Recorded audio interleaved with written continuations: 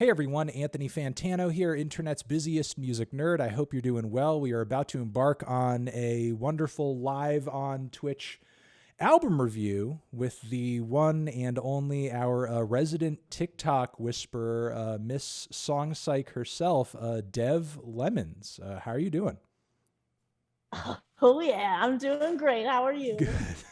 We're going to do a few reviews here live back to back, but this video that you guys may be watching on YouTube is segmented into one of those. We're going to be talking about this latest record from TikTok personality Chase Hudson, Teenage Heartbreak. He is also known as LILHUDDY. The record just dropped. To give you guys a little background from me personally, my only familiarity with his music is pretty much through Dev, as she suggested one time that we collaborate on a little like TikTok review and kind of commentary on one of the singles to his new record, and then from there. Kind of just lost touch with everything that he might have been doing in the build up to this album, only to go on Apple Music one day and see the album on the front page. And I just thought it was, kind of funny to see that there. And I just was feeling a little trolly, as I usually am. And I just screenshotted the record and I just threw it up on Twitter. And I said, album of the year, without even hearing it. I didn't even hear it. I just said album of the year. That's all I said.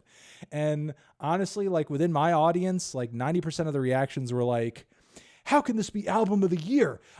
You haven't even reviewed this yet. So there were a lot of people taking it seriously. There were a lot of people being like, who the fuck is this? Fuck this, Anthony. This isn't album of the year. You're a fucking idiot.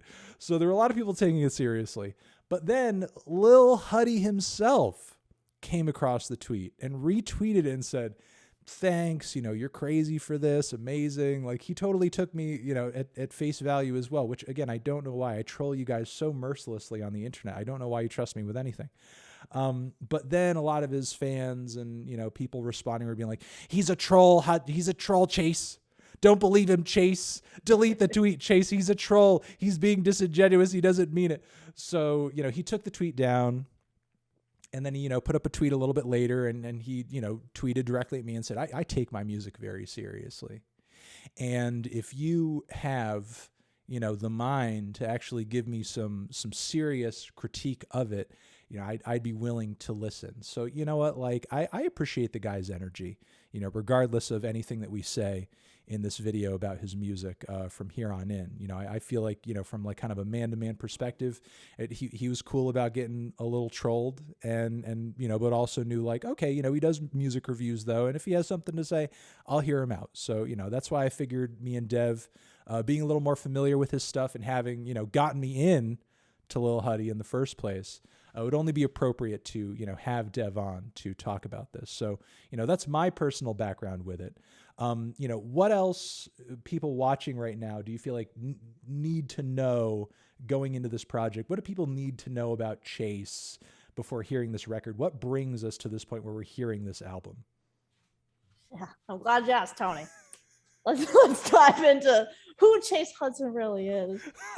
So it's not an it's not an expose, just tell us a little bit. Yeah, no, of course. So before TikTok, even Lil Huddy made like vines, and I don't know if you're familiar with Dub Smash, but I'm not. But he's a former Viner. Okay. Yes, and then he was actually on like the Musically wave. He would do lip syncs and stuff, and then when TikTok came out, he was Lil Huddy on TikTok, and he just sort of kept growing and growing, just doing like lip syncs, dances, the whole 9 yards. Okay. People know him for his e-boy aesthetic mainly. Yeah, he's a pretty good looking guy. Is that the key to his success, or is it something else? I would say, actually, he's quite the entrepreneur. He co-founded the Hype House. Okay. Oh, wow. Yeah, so he really showed off that leadership there, I guess. Yeah. But there's a Hype House for everything these days. So yeah. Maybe the real Hype House is the friends we made along the way. Okay. But but then like he really, this, like when I really found out who he was is when he started dating Charlie D'Amelio, because Of course. he's It's freaking Charlie. Everyone knows who Charlie D'Amelio Someone who is. my audience is also very intimately familiar with, by the way. Yes, of course. Who isn't? Am I right, ladies? But that, like, when they started dating, he really, his like presence really grew as like a person, and then there was all the whole like controversy with them breaking up and all that. So yeah, but they're still friends. the song that we talked about was kind of in like response to that, the America's Sweetheart song. He's the bad guy. But he even had music out before then, like that 21st Century Vampire song. Oh yeah, his big debut, which I hadn't heard until I actually listened to this entire record. Okay, so like with all of that, you know, let's get into the LP, which, you know, we'll cut this out in YouTube and post. But just to give you guys a little bit of a taste as to how this album sounds, I'm going to play just like, you know, 10, 20 seconds of 21st Century Vampire. And then you guys, you know, will know basically like the vibe of what we're talking about and commenting on here. All right. I think that's good. I think you guys get the vibe. We saw a few comments there. Some people were saying MGK at home. I actually have my thoughts on that. So look, honestly, going into this record, you know, again, I didn't like America's Sweetheart. And that song, though, had more of an acoustic, more of a singer-songwriter vibe. I didn't know this was going to be a wall-to-wall pop-punk album. With, of course, because, you know, with anybody who wants to embark upon the sound, he shows up. He probably pops up like a fairy godmother, a fairy punk mother. Travis Barker is all over the record as well. So, you know, Lil Huddy kind of pulling out the big guns here to achieve this pop-punk vibe. You know, for you personally, is this kind of your vibe? Is this, you know, music that, you know, you enjoy just genre wise? Or are you much like of a pop punk aficionado? Oh, honestly, I mean, like lately, not really, but in general, like I had a huge pop punk, like rock, metal, emo sort of phase. Okay. And it's not fake. Like I still like that stuff, you know, but, I'm definitely into that sound for sure. Yeah. So, I mean, considering that, how do you feel like this album measures up quality wise with like the typical thing that you listen to in that genre that you like?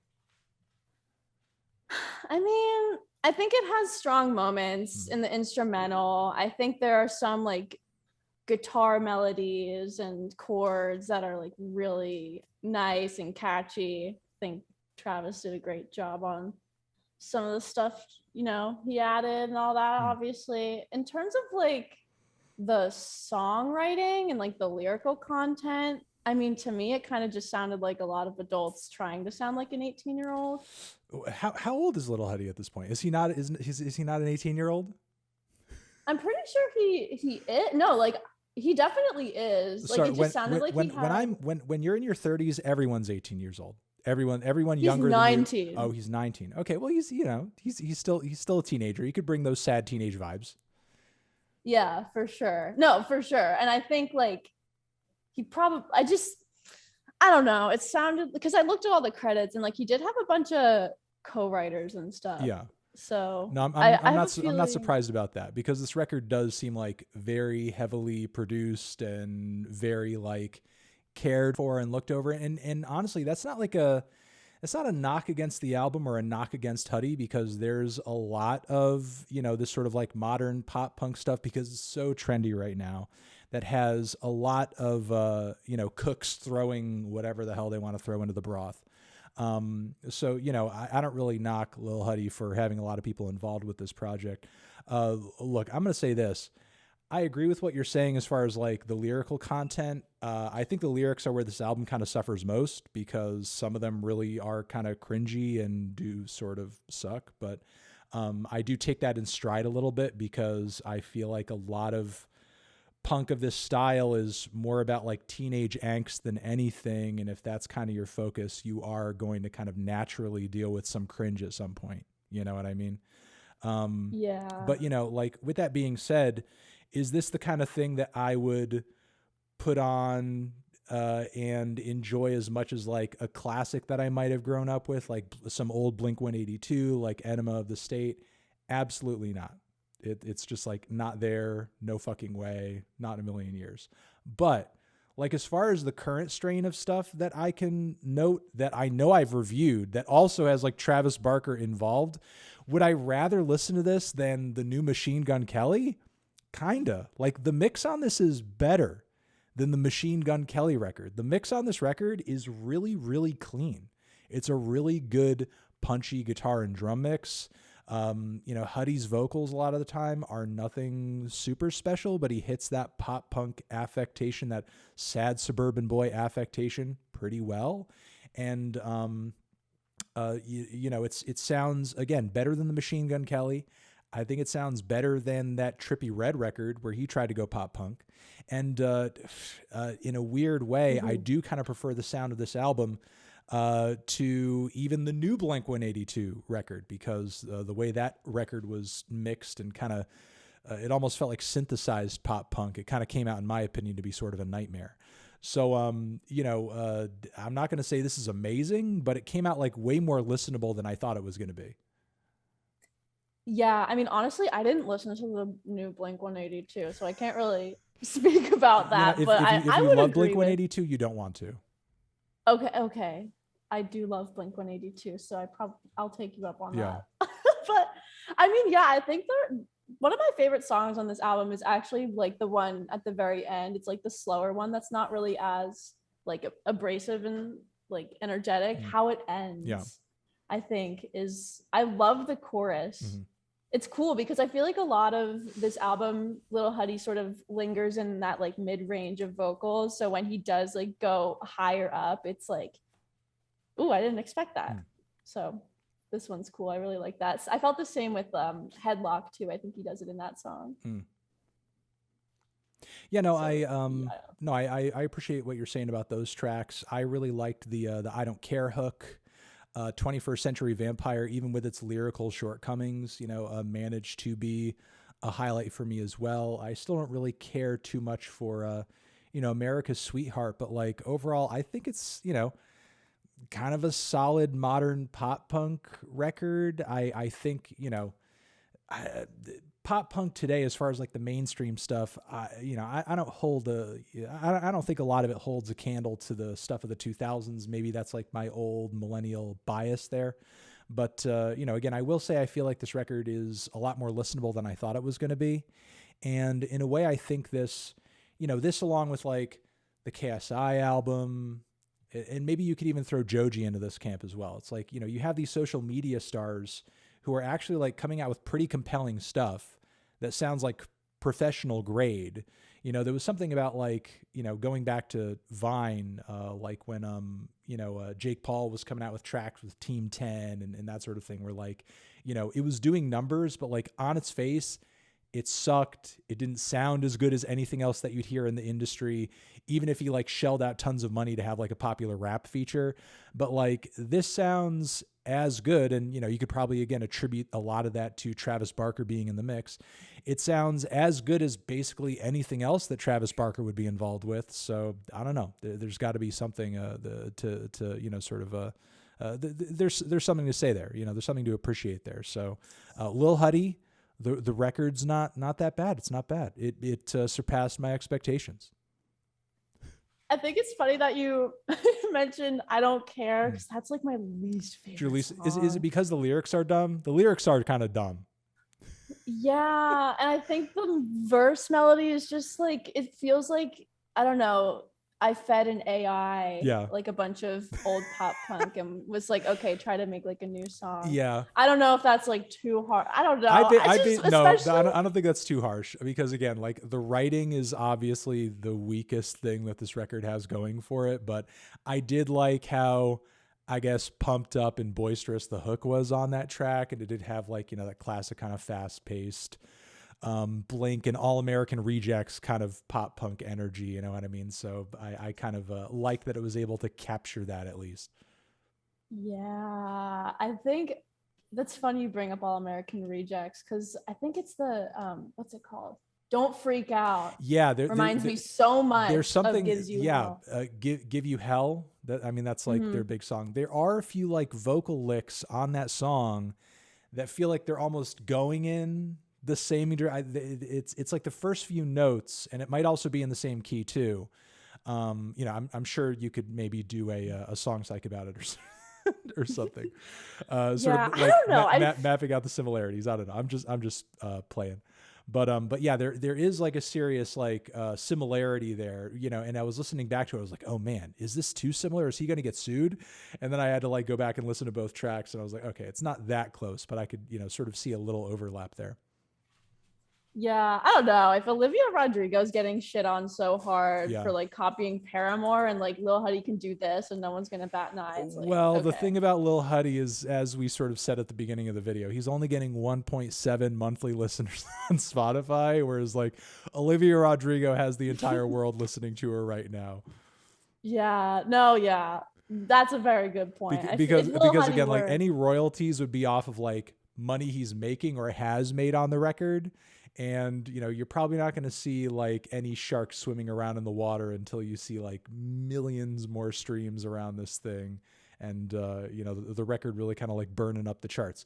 So with that being said, last thing I wanted to ask you before we head out of, you know, this review and this commentary, you know, do you feel like Hudson right now with this record and, you know, future records, like, has real industry or like chart potential? Like, do you feel like he has the ability to like really kind of transition outside of his audience, who are obviously loving the shit out of this record right now? But it seems like once you move out of that bubble, people don't know who he is, or, you know, even some of the reactions that we were just talking about, they're just like, oh, he's just an MGK ripoff, where it's like, well, MGK is just a ripoff at this point anyway. So, yeah. you know, do you think there is a chance for him to kind of win over an audience that's kind of outside of his social media bubble right now if he keeps, you know, releasing music? I mean, honestly, like I think if he's really passionate about his music, which I mean, telling from Twitter, it seems like Yeah, he stood up for it. He stood up for his music. So like this is his debut album, yeah. you know? So I think, you know, everyone's debut album is like, you know, they're still trying to find their sound, I guess, you know, especially because he wasn't a musician before TikTok, and he's definitely just trying to figure it out. So I feel like if he really keeps working at it and stays passionate about it, then absolutely, I feel like his sound is just going to develop and evolve, and maybe he'll make something that is more unique. No, I mean, there is always the potential for that, I suppose. But I mean, you know, in a way, I feel like he's almost kind of baked into the pie if he continues forward, this need to change, because like, you know, as cool and as popular right now as this pop punk sound is, like, how long could you kind of market yourself as like a teen pop punk heartthrob? I mean, it's like by the time he starts pushing 25, like that's going to get kind of old. Yeah.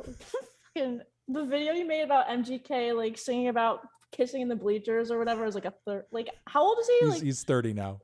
He's like 30. Like, well, you know, you know, Lil Huddy doesn't watch out. You know what? You kind of do make inadvertently a point there. I mean, you know, if MGK is out here seeing success off of singing songs in his 30s about kissing in the bleachers, I think Lil Huddy has probably a lot more time, a lot more room to continue with the sound before he has to change. So, all right, look, those are our thoughts on the record. It's not something that you know, I'm in love with personally, but I definitely respect it, and it did surpass my my expectations for sure. Maybe I'd feel like a light 4 on it, a strong 4, like a light 5, somewhere around there. I don't know. Yeah, well, Huddy, if you watch this, How It Ends, beautiful song. All right, thank you, Dev Lemons, for coming through and talking with me about this record. Greatly appreciate it. Yeah, thanks, Tony. Thanks for having me. And over here next to my head is another video that you guys can check out. Hit that up, or the link to subscribe to the channel. Anthony Fantano, Lil Huddy, forever.